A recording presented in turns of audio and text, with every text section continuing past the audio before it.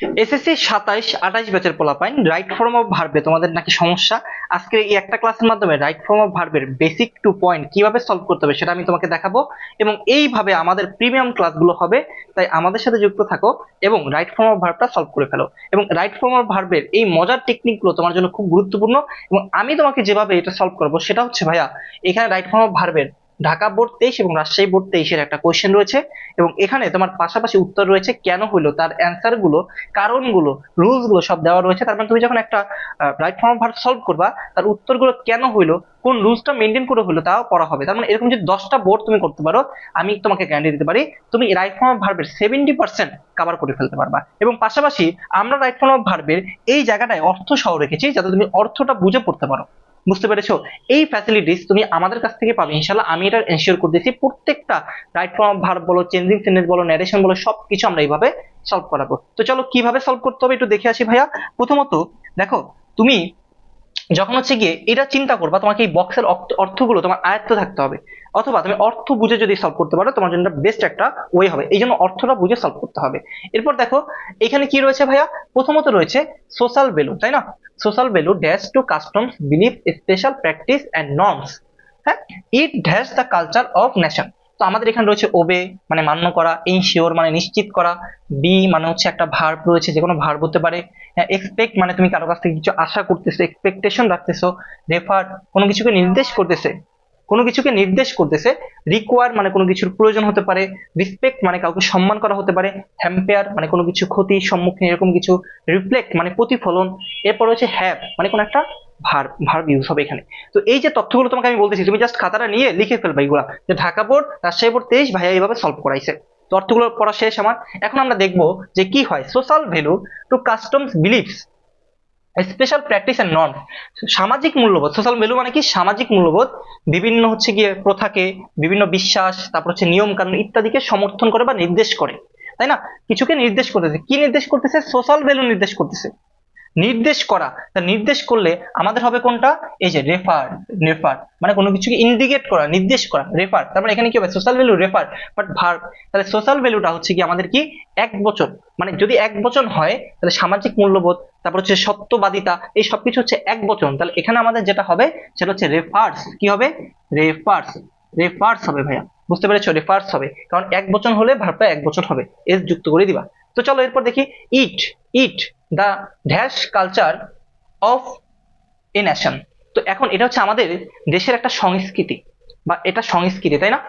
এটা আমাদের দেশের একটা সংস্কৃতিকে প্রতিফলন করে। তাহলে কোনটা প্রতিফলন করে? সোশ্যাল ভ্যালু, সোশ্যাল ভ্যালু এটা হচ্ছে কি it dash the culture of a nation, আমাদের দেশের একটা সংস্কৃতিকে রিফ্লেক্ট করে মানে প্রতিফলন করে, তাই না? তাহলে এখানে হবে কি রিফ্লেক্ট, রিফ্লেক্ট হবে, রিফ্লেক্ট। কিন্তু ভাইয়া এখানে কি হবে, কোন ভার্বটা হবে? দেখো ইট মানে এক বচন, বুঝতে পারছো? ইট ইহা মানে কাকে নির্দেশ করতেছে? ওই যে আগেরটাকে নির্দেশ করতেছে, তার মানে এক বচন। ওকে, তাহলে এই জন্য হবে রিফ্লেক্স। সহজ না? বলো সহজ না? ইন গ্রামার কিন্তু সহজ, বুঝে বুঝে সলভ করতে পারলে আমি তোমাকে গ্রামার এইভাবেই সলভ করাবো। এবং যারা হচ্ছে কি আমাদের গ্রামার গুলো এইভাবে সলভ করতে চাও, প্রথম কমেন্টে কিন্তু চেক দিও, 7 দিনে তোমাদের 7টা চ্যাপ্টার শেষ করাবো। এবং প্রথম কমেন্টে যে লিঙ্ক রয়েছে যুক্ত হয়ে যাও, এবং এটার পিডিএফ পেতে চাইলে আমাদের এইভাবে সকল সাবজেক্ট গুলো এইভাবে করানো হবে। পিডিএফ পেতে চাইলে অবশ্যই কমেন্টে ইংলিশ সেকেন্ড পিডিএফ লিখো, তাহলেই হবে। দেখো ভাইয়া এরপর রয়েছে কি it dash great educative value in our life. It, it dash great educative value in our life. It মানে কোনটা? ওই যে আগেরটা। ইট মানে, ইট মানে কোনটা? ওই যে সোশ্যাল ভ্যালু, মানে এই সামাজিক মূল্যবোধ dash great educative value in our life. এটা আমাদের জীবনে একটা শিক্ষামূলক, শিক্ষামূলক কোন একটা কাজ করতেছে, তাই না? তাহলে কোনটা কাজ করতেছে? Social value. তাহলে এখন ইটের পরে দেখো আমার কোনো ভার্ব নাই, কোনো ভার্ব আছে? এখানে কোনো ভার্ব নাই, আমাদের ভার্ব দিতে হবে। It has, it has. দেখো ইট মানে কি? এটা হচ্ছে এক বচন, তাহলে ভার্বটাও নিয়ে আসতে হবে এক বচন। তাহলে হ্যাভ আছে, হ্যাভ আছে, তাহলে ইটের পরে সবসময় হ্যাজ বসে। It has, it has. বুঝতে পারছো? এক বচন, তাহলে ভার্বটা রাখতে হবে কি এক বচন রাখতে হবে। তাহলে it has great educative value in our life. দেখো এখানে প্রত্যেকটা পার্ট কিন্তু রয়েছে। এই যে হ্যাজ মানে কি সাবজেক্ট, ইট এক বচন। আমি একটু তোমাকে জুম আউট করে দেই, তাহলে তুমি বুঝতে পারবা। দেখো খেয়াল করো, খেয়াল করো, এই যে, এই যে খেয়াল করো, এই যে এখানে রয়েছে কি, এই যে এখানে তথ্যগুলো রয়েছে কিন্তু। দেখো এই যে রিফ্লেক্স কেন হবে, হ্যাজ কেন হবে? যেহেতু সাবজেক্ট, যেহেতু সাবজেক্ট, একটু খেয়াল করো। ওকে, ওকে একটু তাকাও, তাকায় দেখো ভাইয়া, যেহেতু সাবজেক্ট ইট এক বচন, তাই প্রেজেন্ট টেন্সে হ্যাজ হবে। কথা কি ক্লিয়ার? আশা করি বুঝতে পারছো। এখন তাকায় দেখো এরপরে তাকায় দেখো আমাদের পরেরটা কি রয়েছে, পরেরটা রয়েছে ভাইয়া। ওকে, পরের অংশটা তাকাও।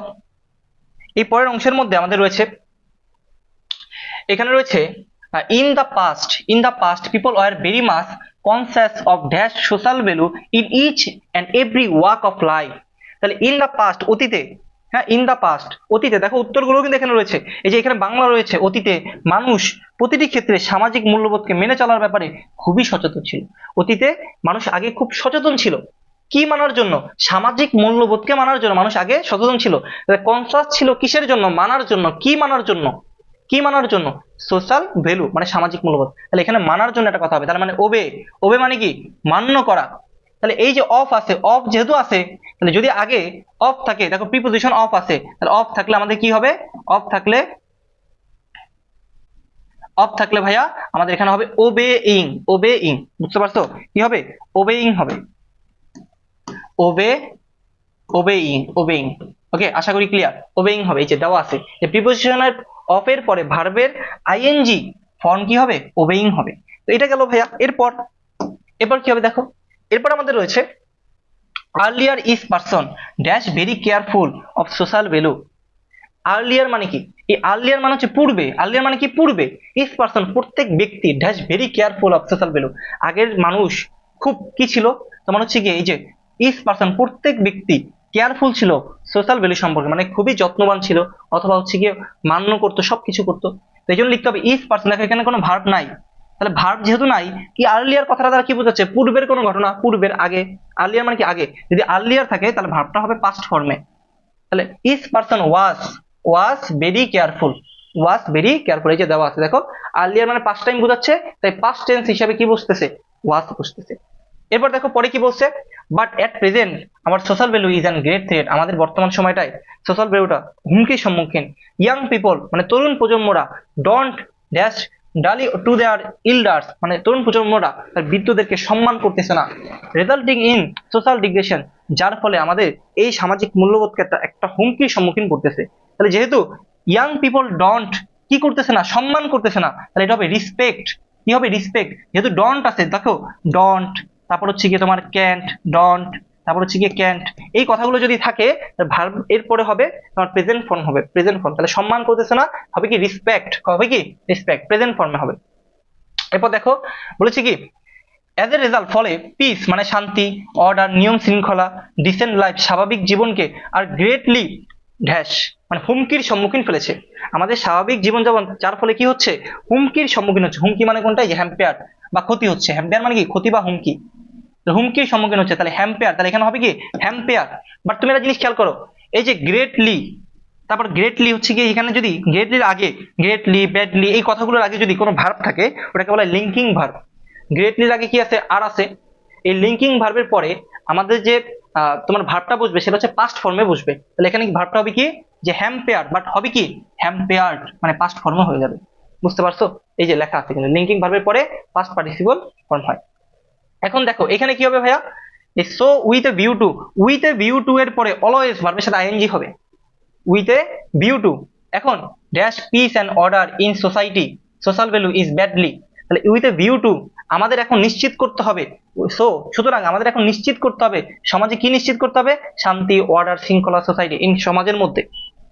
এখন তাহলে এখানে কি হবে, নিশ্চিত, নিশ্চিত মানে কি এনশিওর, এনশিওর কই, এই যে এনশিওর, এই যে এনশিওর, যেহেতু হচ্ছে উইথ এ ভিউ টু আছে তাহলে ভার্বের সাথে কি হবে, আইএনজি যুক্ত হবে, এই জন্য এনশিওরিং হবে, এনশিওরিং হবে। ক্লিয়ার?